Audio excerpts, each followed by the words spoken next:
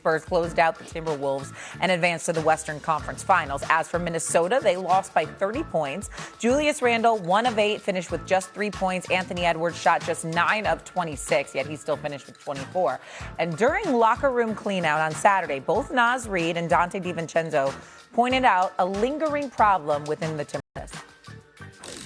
Probably just moodiness. You look at both of those teams and they're playing for one another. They're excited to be on the court with one another. They're a team where they're selfless. I think it's simple. You have a locker room that is extremely talented, and you have a locker room that are not bad guys. When you have a locker room full of good guys, you can get through those things. But once you have stuff in the locker room that's pointing the fingers at one another and stuff, it just takes that humility to understand that whatever's needed. It needs to be done. Oh.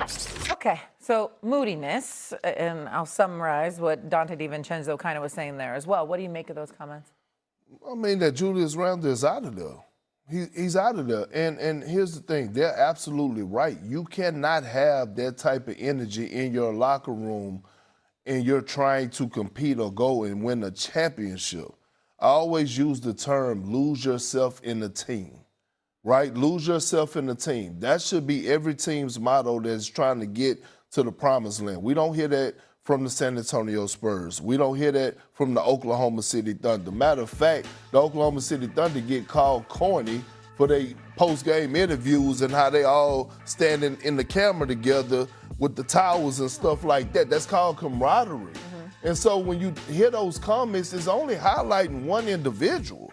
And so if you're the Minnesota Timberwolves, number one, Naz Reid should be a starter in the near future. And I'm talking about next year. I'm tired of him coming in off the bench. He is a starter in this league. But if you're the Minnesota Timberwolves, there's two people that you're exploring for us trading them, Rudy and Julius Randle for sure. When Naz Reid and Donte DiVincenzo, two good players, two good guys, that are real and authentic, comes and they tell you there's a problem in the locker room that has to be dealt with. It's that simple. Julius Randle, Big Perk, is an incredibly nice guy off the court. On the court, moody as hell and can't hide, as you would say, his body language. Can't hide it. But here's where the onus has to be on somebody like Anthony Edwards. Let me say this to Anthony Edwards. Sometimes when you lead, you got to be an asshole. You got to be an asshole. You got to get in people's face. You got to let them know, yo, it ain't going down like this. You keep doing this stuff, you're going to be up out of here. That's a fact. You see, Ant-Man alludes to things, but that smile, his personality, how great of a guy he is and stuff like that, it doesn't speak to a level of accountability. Like you can't worry about being loved.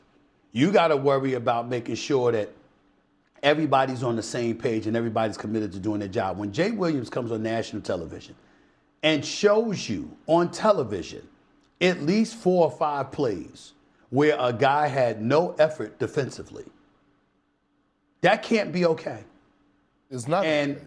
Ant-Man said it. We had seen a lot of stuff throughout the season.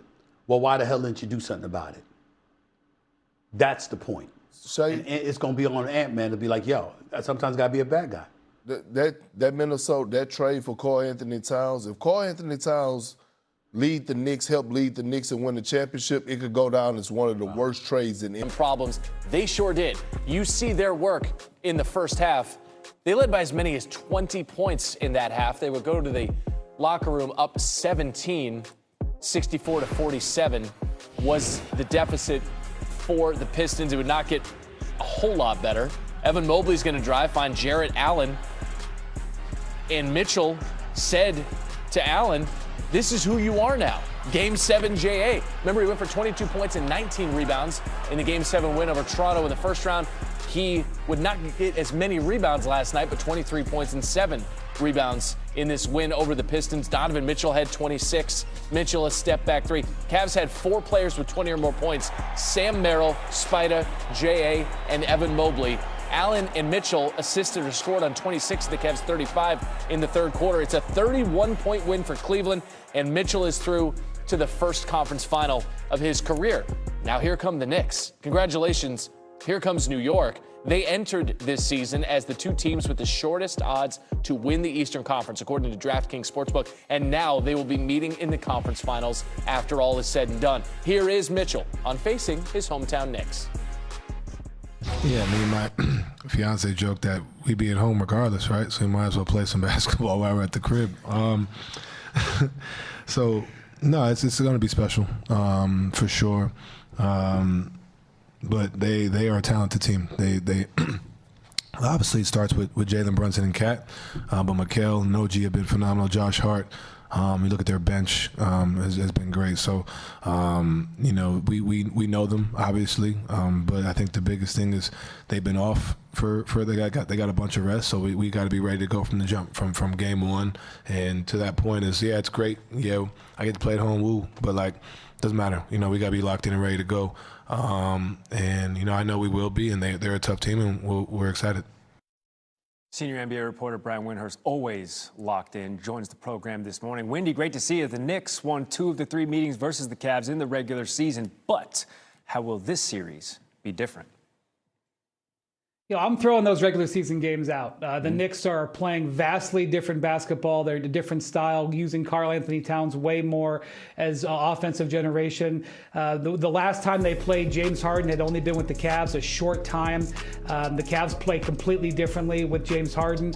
And frankly, these 2 teams are both coming off totally different approaches to this series. The Cavs have survived 2 7-game series where they faced elimination multiple times, whereas the Knicks have been sitting around for a week and a half after going through their best basketball of the season. This is really a hard series to forecast. I'm really going to ask to watch game 1 and then have a better opportunity to figure out where this might go. Okay, let's throw out the regular season there. The regular season for SGA rewarded yesterday as Shams Charania actually joined us on the program and broke that news. The Thunder, Shai Gilgeous-Alexander, named the MVP for the 2nd consecutive season. He's getting 83 of the 100 first-place votes.